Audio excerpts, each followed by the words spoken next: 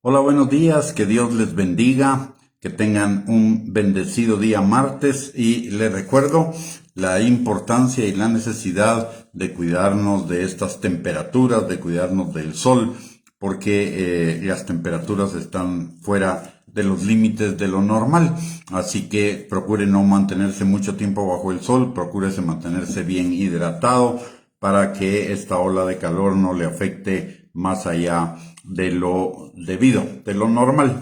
El día de hoy vamos a compartir una perla acerca de Jesús. Jesús como el verbo, el logo y la causa. La palabra de Dios en Juan capítulo 1, versículo 14, nos dice que en el principio era el verbo y el verbo era con Dios y el verbo era Dios. Este era en el principio con Dios y todas las cosas por él fueron hechas y sin él nada de lo que ha sido hecho fue hecho. Todo ello significa que todas las cosas llegaron a existir por medio de la palabra. En el idioma original, verbo es logos y logos también significa la causa. Eso significa que Jesús, el verbo encarnado, el logos de Dios, es la causa de todas las cosas, como nos lo enseña la palabra en Romanos capítulo 11, versículo 36, y no solo la causa de todas las cosas, sino que Él sustenta todas las cosas con la palabra de su poder, como nos lo enseña Hebreos capítulo 1, versículo número 3. Al decir que Jesús es la causa de todas las cosas no implica el pecado. La causa del pecado somos nosotros, el ego, el yo, la carne y la voluntad propia. Pero la palabra de Dios también dice en Juan capítulo 1 y versículos del 1 al 14 que aquel verbo fue hecho carne y habitó entre nosotros. ¿Por qué aquel por quien todas las cosas fueron hechas y que fueron hechas de él, por él y para él, se hizo hombre y como hombre se hizo siervo? Porque así como un hombre fue el que pecó, solo un hombre podía pagar la culpa de los pecados para que nosotros fuéramos declarados justos, para que nosotros fuéramos declarados libres de la pena del pecado. Solamente un hombre perfecto en su naturaleza, un cordero sin mancha, podía quitar nuestros pecados.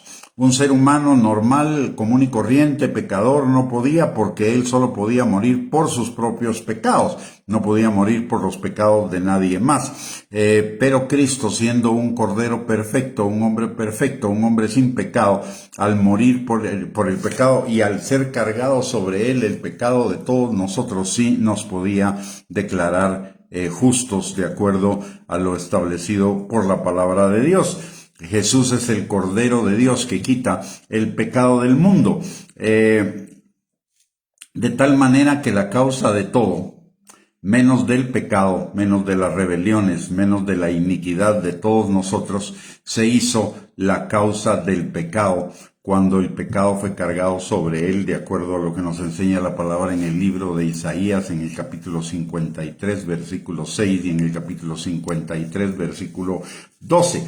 Y si la causa de algo es crucificada, es anulada, entonces también el efecto es anulado. Si la causa que es el pecado fue crucificada, y el pecado anuló el decreto que nos era contrario, que nos condenaba a la muerte, entonces ese efecto del pecado, la muerte, es anulada. Y si el logos, que es la causa de todo, del viejo mundo, de la vieja manera de vivir, del pasado caído, muere, no porque Jesús sea la causa del pecado, sino porque Él se hizo la causa del pecado voluntariamente para que nosotros fuéramos liberados. Entonces, si todo eso muere, el viejo yo muere.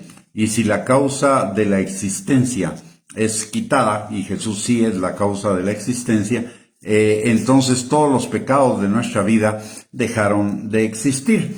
La palabra en el libro de Colosenses, en el capítulo 2, versículos del 13 al 15, dice: y a vosotros, estando muertos en pecados y en la incircuncisión de vuestra carne, os dio vida juntamente con él, perdonándoos todos los pecados, anulando el acta de los decretos que había contra vosotros, que nos era contraria, quitándola de en medio y clavándola en la cruz. y despojando a los principados y a las potestades, los exhibió públicamente, triunfando sobre ellos en la cruz.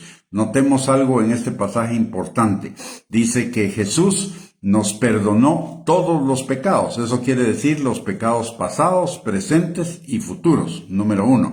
Número 2, que Él anuló el acta de los decretos que había contra nosotros por el pecado. Es decir, el acta determinaba nuestra muerte. Pero al morir Cristo por nosotros, Él tomó esa acta y la anuló en la cruz del Calvario, quitándola de en medio, despojándonos a nosotros de esa culpa, de esa acta que nos era contraria. Y no solo ello, sino que además triunfó sobre los principados, las potestades, sobre toda hueste de maldad, y los exhibió públicamente, triunfando sobre ellos en la cruz, quitándoles toda autoridad sobre nosotros. ¿Y eso qué implica? El hecho de que Jesús haya perdonado nuestros pecados y haya anulado el acta de los decretos que nos era contraria, significa que es como si nada hubiera existido, de modo que para todo aquel que está en Cristo, lo viejo se ha ido, el pecado se ha ido, todo se vuelve nuevo, de acuerdo a lo que nos dice Dios en 2 Corintios capítulo 5, versículo 17. Si alguno está en Cristo, nueva criatura es. Las cosas viejas pasaron y todas fueron hechas nuevas. Y recordemos que todo esto que hemos estado mencionando, que dice la palabra de Dios, no lo dice un hombre, lo dice Dios mismo. Dios mismo, que es el Rey de Reyes, Señor de Señores, el hacedor de todo el universo y el que determina todas las cosas en el universo. Y si Él lo dijo, es verdad, porque Él no es hombre para mentir, ni hijo de hombre para arrepentirse. Él lo ha dicho, Él lo hará. Así que si todo lo viejo ya murió, si todo lo viejo ya pasó, si todo el poder del pecado ya fue anulado en la cruz del Calvario por Cristo, entonces dejemos de permitir que el pecado nos afecte. La palabra de Dios dice en Romanos capítulo 8, versículo 1, que ninguna condenación hay para los que están en Cristo, los que ya no viven según la carne, sino según el Espíritu.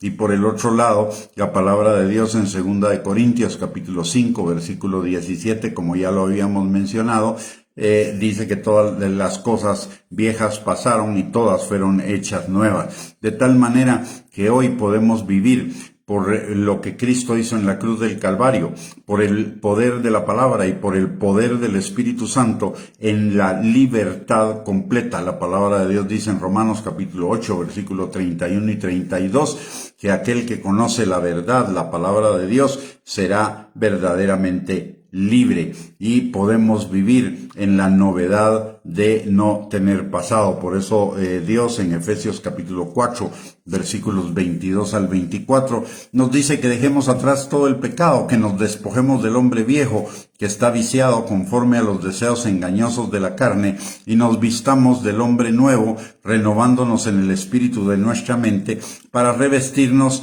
de un hombre creado en la santidad de la verdad. Así que usted y yo podemos vivir una vida nueva, una vida completamente nueva, sin pecado, sin el poder del pecado operando en nosotros y con un nuevo enfoque de vida, porque Cristo, la causa de todas las cosas, menos del pecado, se hizo la causa, voluntariamente se hizo la causa del pecado al ser cargado sobre él el pecado de todos nosotros, para que la causa del pecado fuera destruida, y siendo destruida, el pecado fue destruido para los que creemos en Cristo Jesús.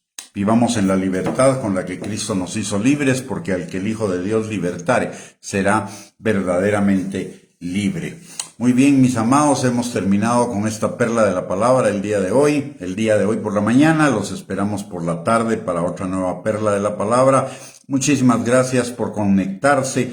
Que el Señor les bendiga, les guarde y tengan un bendecido día martes.